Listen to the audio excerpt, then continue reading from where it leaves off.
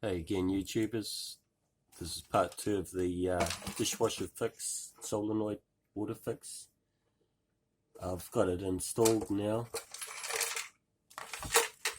After I had it backward, I had it plumbed in backward, the actual valve, it wouldn't shut off with the water flowing backward onto the valve. But once I turned it back around and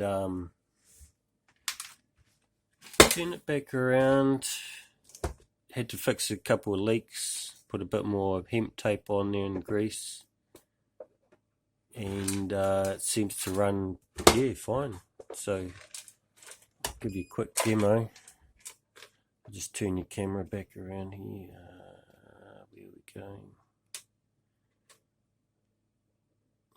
No, I can't do that once it's running, but here we go. Start.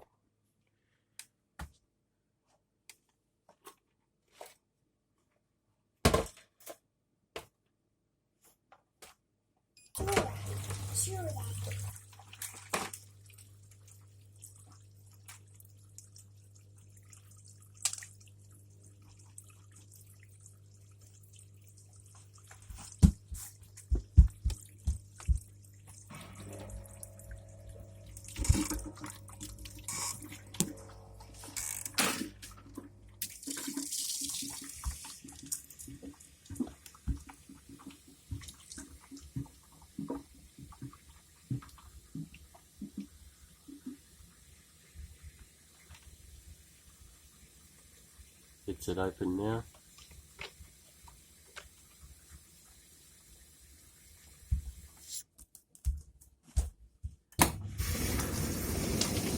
Closed. See a couple of drips there, but it won't be too hard to fix with a bit more tape or something. But yeah, $40 valve from local irrigation supplies. Yeah, which is good. Bye for now.